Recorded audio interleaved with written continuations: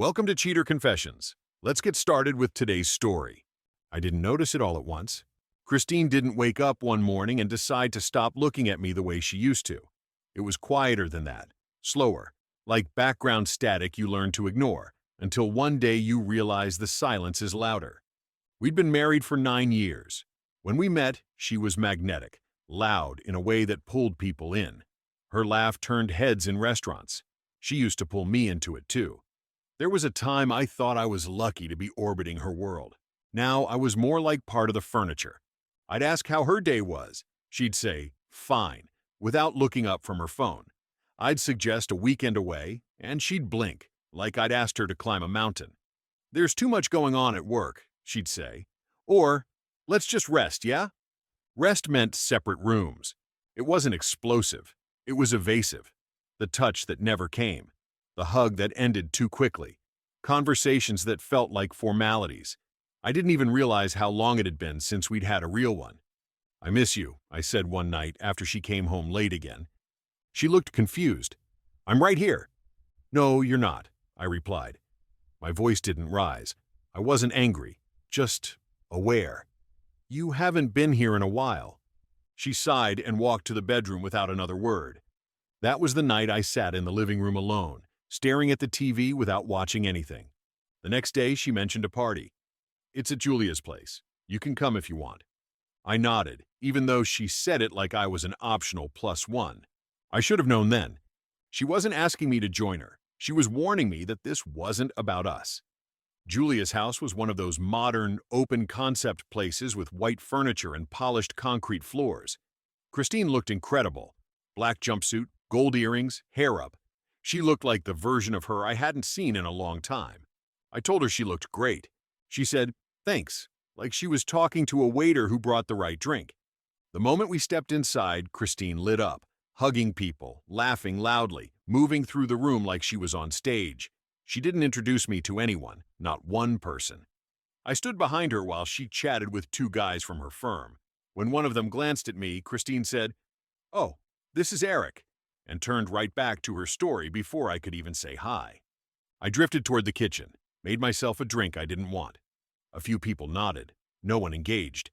Christine was across the room by then, laughing with a group near the speakers, glass in hand, her hand lightly touching someone's arm as she spoke. I leaned against the wall, pretending to scroll my phone. About 30 minutes in, I saw Leah. She was Christine's friend from college. We'd met maybe twice, always briefly. She walked in late, said hi to Christine, then wandered past the drink table and caught my eye. She paused. "Hey," she said, tilting her head. "You doing okay?" I gave a half smile, just soaking it in. "Right," she said, clearly not buying it. Because standing alone at a party while your wife acts single is exactly what people dream of on a Saturday night. That caught me off guard. "Sorry," she added. "That was blunt. But come on, Eric. You look like you're at a funeral." I chuckled, dry but real. She looked around, then back at me. "Come on." "What?" She reached for my hand. "Dance with me now." I hesitated. I really did. Leah didn't wait.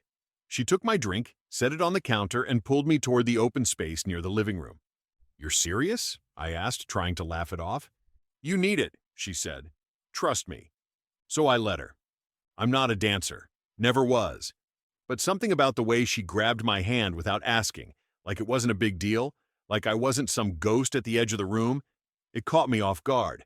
I wasn't used to someone noticing me anymore, let alone pulling me into the light. She didn't flirt. She didn't touch me like she wanted something. She just danced. Free, playful, light. I followed, awkward at first, then a little less.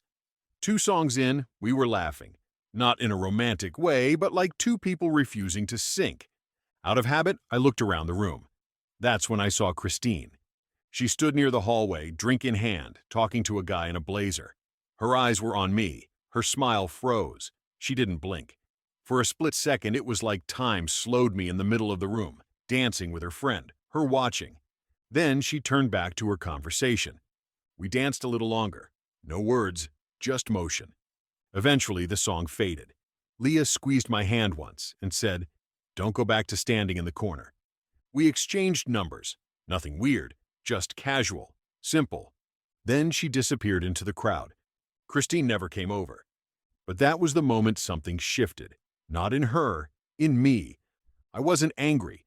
I was done feeling invisible. A week after the party, our anniversary came. 9 years. I remembered the date before my alarm went off. Christine didn't mention it. Not over breakfast, not text, nothing. I still made a plan, nothing big. Just a quiet dinner at home. I set the table and cleaned the place up. Then I waited. She came home late. No apology, no explanation. She dropped her bag on the couch, kicked off her heels, and grabbed water from the fridge. I stood there, trying to keep my voice level. "You forgot something?" I asked. She glanced at me. "What?" I nodded toward the table. "Oh," she said flatly. "Right. I had meetings. Totally slipped my mind. It's our anniversary, Christine." She took a sip. "Look, I'm exhausted. Can we not make a big deal out of this tonight?" "It's not a big deal," I said. "That's the problem." She rolled her eyes. "Don't start, Eric. Please." I stepped toward her. "Do you even care anymore? About us? About this marriage?" Her voice sharpened. "Don't turn this into some drama because I forgot a date. People forget things. It happens." "No, Christine. People forget appointments. They don't forget their wedding anniversary." She looked away. I said I'm tired. That was the end of the conversation. She walked into the bedroom, closed the door. I didn't follow. I sat at the table for a while. I slept on the couch that night. Not because she asked me to, not because we fought, but because I didn't want to share a bed with someone who didn't even feel like a wife anymore. The next morning she acted like nothing had happened. I didn't bring it up. Something had broken loose in me. Not loud, not messy, just final. After the anniversary, I stopped trying. Not to punish her. I just stopped. No more texts asking when she'd be home. No more waiting up. No more suggesting plans she'd cancel or dismiss. I woke up, made my own coffee, and went on long walks before work. I pulled my old weights out of the garage and started lifting again. Christine noticed, but not in a caring way. More like someone who realizes a background noise is missing. "You've been quiet lately," she said one morning over toast. "Yeah, just thinking." She didn't ask what about. At night, I worked on a freelance web design side gig. I hadn't touched code in 2 years, but it came back fast, clean, structured, simple. There was something calming about creating order on a screen when everything else felt like chaos. Leah texted me once in a while. Never anything inappropriate. One afternoon she sent, "Just checking in. That dance was still the most exciting thing I've had this month." I replied, "Still not sure what that was, but thanks." "It was someone seeing you, that's all," she said. Then Christine started staying out later. "Team drinks," she said. "Networking." I didn't ask what time she'd be home. It threw her off. "You're not even going to ask where I'm going," she said one Friday night. "No, I figure if you wanted me to know, you'd tell me." She stared at me for a moment, then grabbed her bag and left. That night, I made dinner for one. Poured a glass of wine, sat on the porch. The silence felt different now. Not lonely, just honest. I didn't know what came next, but I knew what I wasn't going to do anymore. I wasn't going to chase someone who made me feel like a burden. 2 weeks later, Christine mentioned the wedding. "Carla's getting married next weekend," she said, scrolling her phone. "It's at that vineyard upstate. You can come if you want." Just like that. "You can come if you want." I nodded. "All right." On the day of, she spent an hour getting ready. Hair curled, makeup perfect, tight green dress. I wore a navy jacket and slacks. Nothing flashy, but sharp enough. The drive was quiet. She answered a few texts, scrolled Instagram, and didn't say much else. When we arrived, the place was packed. Christine made her rounds instantly. Hugs, air kisses, big smiles. She lit up again, just like at Julia's party. But not for me. I trailed behind her for the first few minutes, then gave up and drifted toward the bar. Took a beer I didn't really want. Found a table near the edge of the lawn. A voice came from behind. "Déjà vu," Leah said. I turned. She wore a simple black dress, hair in a loose braid. Casual but elegant. She sat beside me without asking. "I didn't expect to see you here," I said. "My cousin's friends with Carla," she replied. Small world. We sat in silence for a bit, watching guests pose for photos under a flower arch. "Are you okay?" she asked. I nodded. I'm not sulking, just not pretending. She smiled gently. You look different, like steadier. I stopped hoping she'd notice, I said. Turns out peace is quiet. Leah didn't respond. She didn't need to. About halfway through the evening, Christine finally appeared. She looked at Leah, then at me. Her eyes narrowed slightly. I've been looking for you, she said. No, you haven't, I replied calmly. She blinked, surprised. I just thought you'd mingle instead of hiding. I'm not hiding, I replied. I'm just not performing. Christine's lips tightened. Leah stood. I'll give you two a minute. No, I said, standing too. We're good. Christine frowned. What's that supposed to mean? It means, I said, I'm not here to chase someone who walked away years ago. It happened the following Thursday. Christine came home late again, past 11. She tossed her purse on the counter, took off her heels, and walked right past me without a word. I was sitting in the living room. Hey, I said. She paused. Hi. We need to talk. She sighed. Now?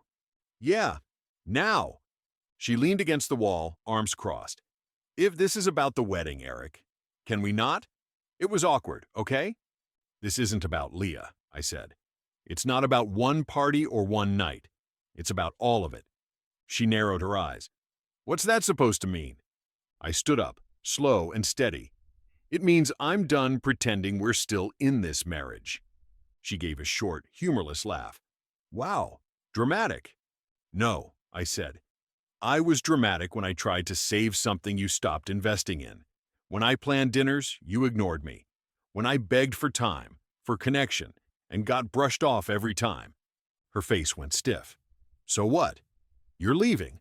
I already did, I said. Emotionally, weeks ago. Christine stared at the bag I had already packed. Where are you going? A rental across town, for now. You're not even going to try to fix this? I shook my head. I've been trying. You've been erasing me in real time. She flinched. I'm walking away because I finally saw myself, and I didn't like the man I'd become. Silent, small, waiting for scraps. You're being impulsive. No, I said. I'm finally being honest. She stood there, stunned. No tears, just a blank stare, like she'd lost something she didn't realize she still had.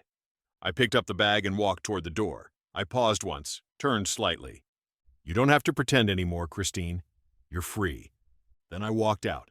No yelling, no drama, just a quiet exit. The first night alone was quiet, not sad, just still. I stayed in a small rental across town. Clean space, no clutter. I made scrambled eggs in the morning, took a walk around the block, and answered emails. The air felt different, lighter, like I'd been holding my breath for years and finally exhaled. Christine called once. I didn't pick up. She texted, "Can we talk?" I didn't answer. The next week, I filed for divorce, quietly. No dramatic declarations, just a firm step in the direction I knew I had to go. I kept working on my freelance projects, kept walking, kept lifting. I reached out to a couple of friends I hadn't seen in a while. No big confessions. Leah messaged once. Hope you're doing better. You looked free when you walked away. I didn't reply, but I smiled. I wasn't trying to start anything new. That moment at the party wasn't about her. It was about me. Someone grabbed my hand and reminded me I existed. That was the beginning. Not of a new romance, just of my return. 2 weeks later, Christine sent an email. Long. Full of apologies, regret, explanations. She said she didn't realize how far gone she was. Said she didn't know how to fix it, but wanted to try. I didn't reply. I didn't need revenge. I wasn't angry anymore. I just didn't belong there. She would move on eventually. The difference was, I already had.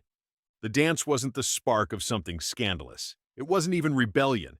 It was the moment someone looked me in the eye and said without saying, "You're still here. You still matter." And once I saw that, I couldn't go back to being invisible. Thank you for watching.